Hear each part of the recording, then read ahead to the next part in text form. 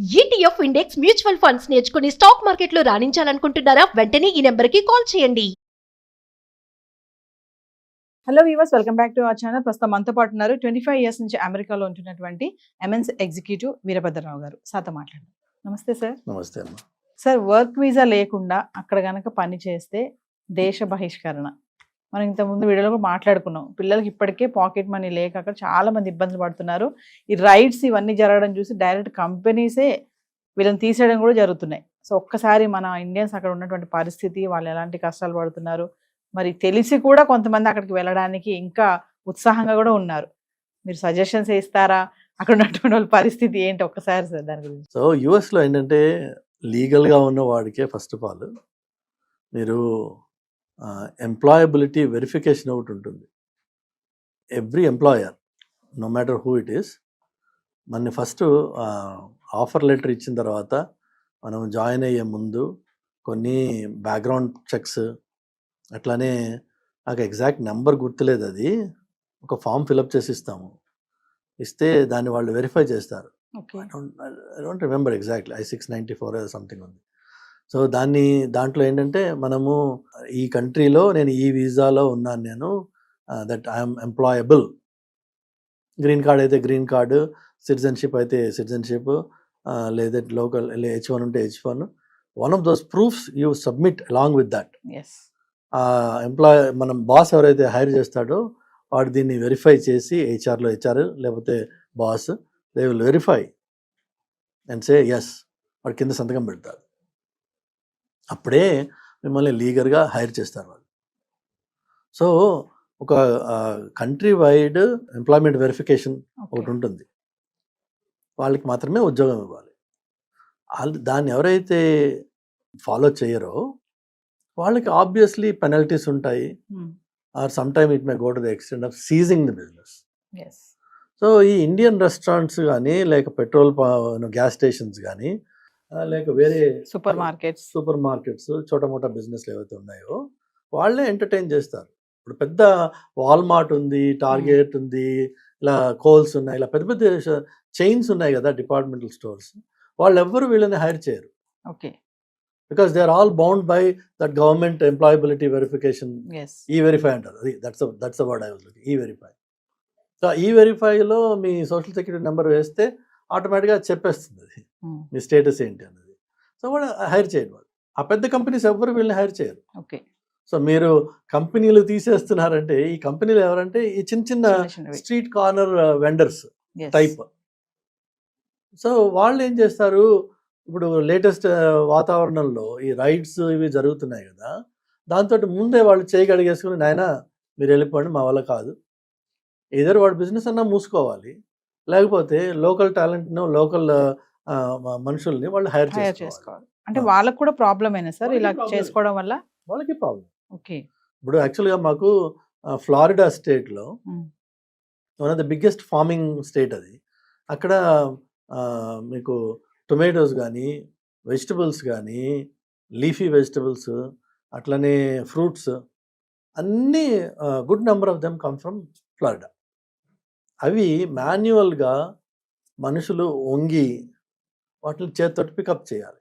It's a very tedious, very painful job. మీరు ఎప్పుడైనా 10 మందికి కూర్చోబెట్టి కింద వడ్డన వడ్డిస్తే మీకు తెలుస్తుంది. 10 మందికే, 100 మందికి కాదు, 10 మందికి వడ్డించండి ఒకసారి ఒంగుని, మీకు తెలిసిపోతుంది ఎంత కష్టం అన్నది. వాళ్ళు 10 గంటల పాటు రోజుకి ఇలా వంగి ఫ్రూట్స్ పికప్ చేయడం కానీ, క్యాబేజ్ పికప్ చేయడం కానీ, లెటస్ పికప్ చేయడం కానీ చేస్తారు. ఈ రోజున ఈ రైడ్స్ వల్ల వాళ్ళు చాలా మంది హైడింగ్లోకి వెళ్ళిపోయారు, కొంతమందిని పట్టుకుని తీసుకెళ్ళిపోయారు. దానివల్ల ఆ ఫార్మర్స్కి హెవీ లాసెస్ వస్తున్నాయి. So the policy it self is hurting the local employers. So దానివల్ల లాభం పొందినవాడు ఎవ్వరు లేడు ఇప్పటి వరకు. అన్ఫార్చునేట్గా ఏంటంటే వాతావరణం అలా తయారైపోయింది ఇప్పుడు, దట్ వీళ్ళందరూ ఇల్లీగల్ ఇమిగ్రెంట్స్, వీళ్ళని తీసేయాలి. ఇక్కడ వాళ్ళని తీసేస్తే జరిగే ఇంపాక్ట్ ఏదైతే ఉందో అది యాక్చువల్గా it's a sizeable one, and it's going to penalise the local businesses. వాడికి పెనలైజ్ అయినప్పుడు ఏమవుతుంది, సప్లై చైన్ ఎఫెక్ట్ అవుతుంది. ఎస్ అందుకనే ఈ రోజున అమెరికాలో ఎగ్స్ దొరకట్లేదు. ఒకవేళ దొరికితే జస్ట్ 2 నెలల క్రితం ఉన్న ప్రైస్కి ఈ రోజున 5 times ఎక్కువ ఉంది. ఓకే ఫస్ట్ ఆఫ్ ఆల్ అది దొరకట్లేదు, Hmm. Eggs are not available. Eggs కోసం కొట్టుకు వస్తున్నారు షాప్స్లో. ఒకవేళ వస్తే అది 5 రెట్లు ఎక్కువ ఉంది ప్రైస్. దేనివల్ల? ఈ మనుషులు లేకపోవడం. మనుషులు లేకపోవడం వల్ల వర్క్ చేయడానికి లేరు. ఎందుకంటే ఆ పౌల్ట్రీస్ కానీ ఆ Yes. మీట్ షాప్స్ కానీ అని పెద్ద పెద్ద ఉంటాయి. పౌల్ట్రీ అంటే చిన్న చిన్నగా ఉంటుంది, సమ్ థౌజండ్స్ ఆఫ్ ఏకర్స్లో ఉంటాడు వాడు, మీట్స్ అంతే. సో అందులో ఎవ్రీబడి నోస్, జగం మెరిగిన సత్యం అది. ఇల్లీగల్ ఇమిగ్రెంట్స్ అందులో వర్క్ చేస్తారు.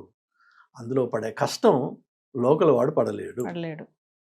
అయినా వాళ్ళని తీసేస్తామని, వాళ్ళు రైడ్ చేస్తామని వాళ్ళు తీసేస్తుంటే హర్ట్ అయ్యేది ఎవరంటే local economy, local economy. Yes local farmers. Work చేయడానికి మనుషులు లేరు అక్కడ, Ah. సప్లై చేయడానికి లేరు.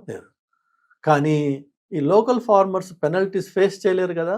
ఎస్ అందుకని వాళ్ళు కూడా ఆ వాలంటరీగా చెప్తారు, ఎవరి నాయన రేపటి నుంచి రాకంటారా మీరు.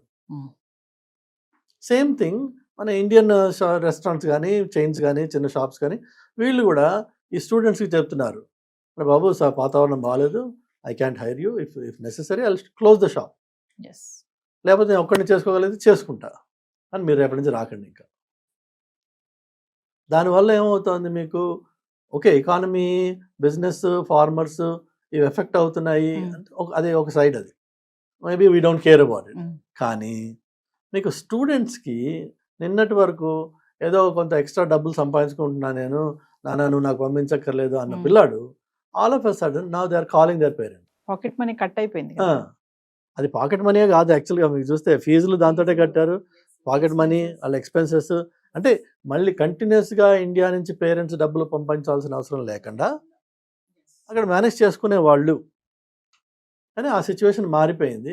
కాబట్టి ఇప్పుడు ఏంటంటే మీ పిల్లలకి మీరు డబ్బులు పంపించడానికి రెడీ అవ్వండి ఒకటి, లేకపోతే వాడు అక్కడ అర్ధాకలతో ఉండాల్సి వస్తుంది, ఎస్ లేక తప్పుడు పనులు చేయాల్సి వస్తుంది బతకడం కోసం. సో దానివల్ల వారికి జరిగేది ఏంటంటే వాడు స్టూడెంట్గాను ఉండలేడు, ఇటు బయటికి వెళ్ళి పని చేయలేడు, ఈ మెంటల్ స్ట్రెస్ పెరిగిపోతుంది. సో ఇక్కడ ఒక విషయం చెప్పండి, ఇప్పుడు మీరు అన్నారు కదా ఒక మాట, సడన్ గా అది ఆగిపోయింది, వాళ్ళు తీసేస్తున్నారు, పార్ట్ టైం జాబ్ చేయడానికి లేదు, పాకెట్ మనీ కట్ అయింది. ఇక్కడ పేరెంట్స్ రెడీగా లేరు పంపడానికి కూడా. మనం అనుకుందాం మిడిల్ క్లాస్ వాళ్ళు ఉంటారు, అప్పర్ మిడిల్ ఉంటారు, వాళ్ళు పంపే పరిస్థితి లేదు. మరి అప్పుడు అక్కడ వాడి పరిస్థితి ఏంటి? అక్కడ ఉన్న అబ్బాయి నెక్స్ట్ ఏం చేయాలి? మీరు ఇందాక ఒక మాట అన్నారు, తప్పుడు మార్గంలో వెళ్తారు అని చెప్పేసి, అలా కూడా వెళ్ళే ఉంటాయంటారా? ఛాన్సెస్ ఉంటాయా? తప్పుడు పనులు చేస్తున్నారు, ఇప్పటికే చేస్తున్నారు, ఎప్పుడో కాదు. ఎందుకంటే మన బ్లడ్లోనే కొంత కరప్షన్ ఉంది.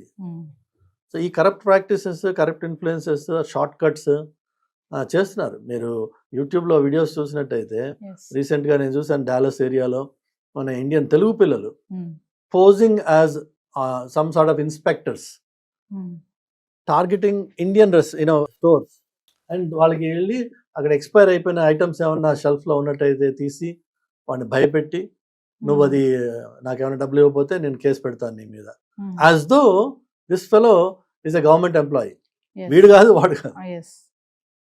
అలా చేసిన ఇండియన్స్ని రీసెంట్గా పట్టుకున్నారు అక్కడ. అట్లానే ఇక్కడ స్కామ్స్ ఉన్నాయి కదా ఆన్లైన్లో, ముసలాళ్ళని పాపం రిటైర్డ్ పీపుల్ని వాళ్ళ they loot them out of their savings. So కొంతమంది ఏమో బ్యాంక్స్ నుంచి ట్రాన్స్ఫర్ చేస్తున్నారు. రీసెంట్గా ఒకరిని పట్టుకున్నారు, వాడు he went to collect some 400 grams of gold from somebody, right? ఆ కలెక్ట్ చేసిన వాడు ఎవడు? ఇండియన్ స్టూడెంటే. వాడికి ఎవరో ఇక్కడ నుంచి ఇండియా నుంచే కాంటాక్ట్ చేసి, నువ్వు పలానా పని నాకు చేస్తే నీకు ఇంత కట్టిస్తానని చెప్పారట. నేను కలెక్ట్ చేశాడు. కలెక్ట్ చేసిన టైంలో కాప్స్ రెడీగా ఉన్నారు, పట్టుకున్నారు వాడిని. వాడికి నోరు తెరిచి సరిగ్గా మాట్లాడడం రావట్లేదు వాడికి. But he was ready to be part of the scam. ఎందుకు? ఆ చిన్న కట్టేది వాడికి వస్తుంది, 2000 1000 వస్తాయి వాడికి. వాడు తీసుకెళ్లేది 400 grams ఆఫ్ గోల్డ్ వాడిది. All he might get is probably $5,000. But he was willing to do it. ఎందుకంటే డెస్పరేషన్ అయి ఉండొచ్చు, అంటే వాడి ఒరిజినల్గానే క్రిమినల్ అయి ఉండొచ్చు. బట్ నెవర్ ద లెస్ ఈ ఆర్థిక పరిస్థితి వల్ల చేతగాని తనంతో ఇలా కొత్త కొత్త షార్ట్ కట్స్ వెతుక్కునే అవకాశాలు ఉన్నాయి, ఆల్రెడీ చేస్తున్నారు ఆ పనులు. సో తల్లిదండ్రులు దయచేసి వాళ్ళ పిల్లలతో మాట్లాడుకుని వాళ్ళ రియల్ పొజిషన్ ఏంటి అక్కడ అసెస్ చేసి, మీరు అన్నట్టుగా నెక్స్ట్ ఏంటి, మీరు be very honest with yourself. Yes. నువ్వు డబ్బు ఇక్కడ పుట్టించి వాడికి పంపించగలవా? ఇంకో సంవత్సరమా, 2 సంవత్సరాల, 3 సంవత్సరాలు? లేదు, వాడికి అక్కడ అవకాశం ఇది కాకుండా అంటే లీగల్గా డబ్బులు సంపాదించే అవకాశం ఏదైనా ఉందా? ఈ రెండు లేని పరిస్థితిలో your only other alternative is to come back. Okay.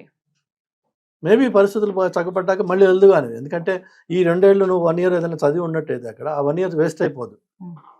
Those credits can be extended and reused. మిగిలిన క్రెడిట్ తర్వాత చేసుకో, డబ్బులు ఇక్కడ సొమ్ము చేసుకున్నాక. అంటే కమ్బ్యాక్ ఇండియా రాకుండా సార్ అక్కడి నుంచి వేరే చోటుకి వెళ్ళడే అవకాశాలు ఉంటాయా? వేరే చోటు వెళ్ళి ఏం చేస్తారు? అంటే ఇప్పుడు ఇక్కడ ఇంత స్ట్రిక్ట్ గా ఉంది కదా, మరి అక్కడికి వెళ్ళి వేరే చోటుకి వెళ్ళి చేసుకోవడానికి, జాబ్ చేసుకోవడానికి, పార్ట్ టైం చేసుకోవడానికి ఉండవా ఛాన్సెస్ లేవంటారా? విత్ ఇన్ అమెరికాలో లేవు, ఇన్సైడ్ అమెరికాలో లేవు. Okay. Same thing is continuing in Canada. Okay. Canada situation అసలే బాగాలేదు. సో అక్కడికి వెళ్ళి మీరు చేయగలిగింది ఏం లేదు. నెక్స్ట్ ఏంటి మీకు మిగిలింది? యూకే అంటారు. UK is equally in bad situation.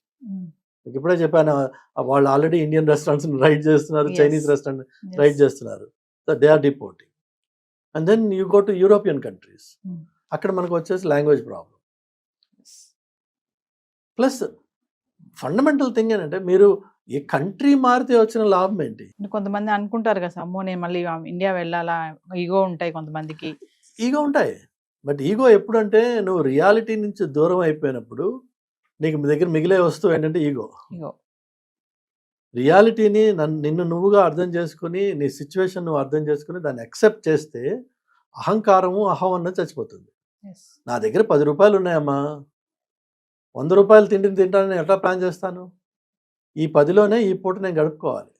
100 తినాలని కోరిక ఉంది నాకు, ముందు 100 సంపాదించి 100 తిను, ఎవరు కాదనట్లా. కానీ 10 ఉన్న చోట 100 గురించి మాట్లాడావనుకో, అది అహంకారం, అది ఈగో అవుతుంది. అది కంప్లీట్లీ డివాయిడ్ ఫ్రమ్ రియాలిటీ.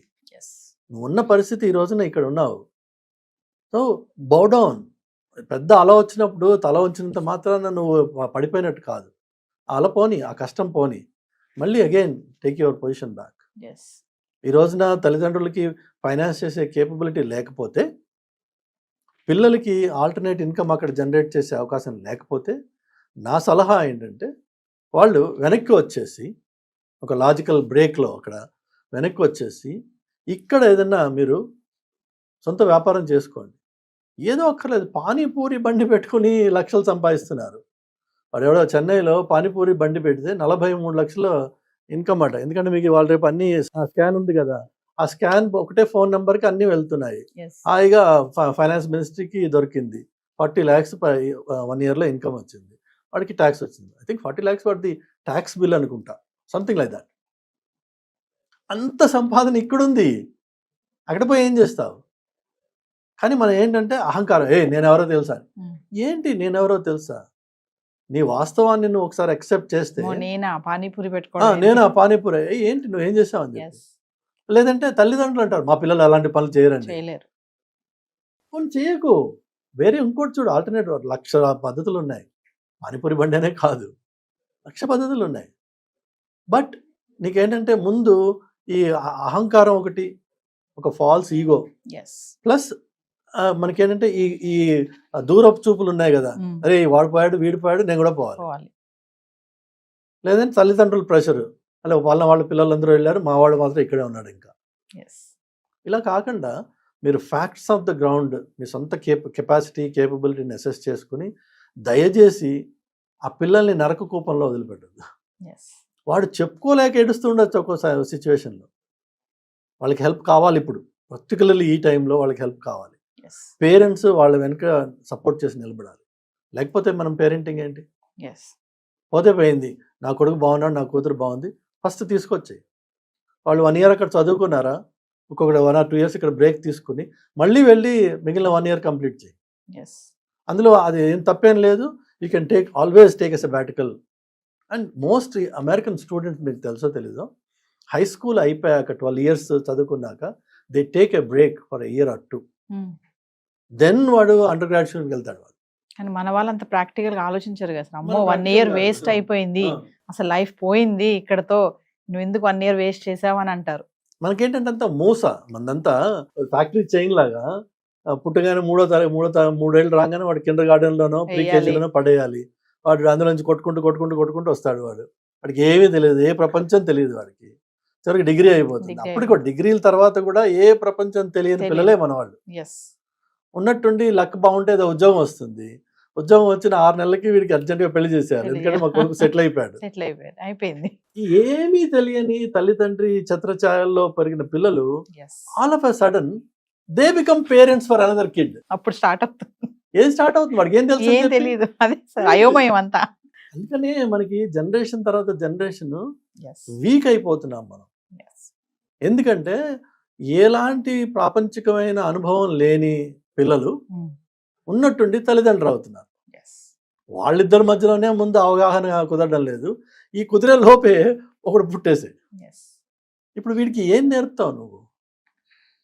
వాడు ఏడిస్తే ఏం నేర్పుతావు? మా చిన్నప్పుడు అమ్మమ్మలు నాన్నమ్మలు కూర్చోబెట్టి నీతి కథలు చెప్పేవాడు. ఇప్పుడు వీళ్ళకి ఏంటి, ఒక ఫోన్ ఇచ్చేస్తే వాడు ఏదో గేమ్ ఆడుతున్నాడు. వాడు ఎవరి పని వాళ్ళు చేసుకుంటున్నారు. సో ఇలా ఏంటంటే దట్స్ డైవర్షన్. కానీ ఇదేంటంటే మనకి అంతా ఒక మూసలాగా చేసేసుకునే లైఫ్ని ఇదే పద్ధతి, ఇదే కరెక్ట్ కాదు. కొన్ని వెస్ట్రన్ వరల్డ్ నుంచి చూసి నేర్చుకోవాలి మనం. అమెరికాలో హై స్కూల్కి వెళ్ళే పిల్లలు సమ్మర్లో ఇల్లు షిఫ్ట్ చేసే వాళ్ళకి వెళ్ళి వీళ్ళు హెల్ప్ చేస్తారు.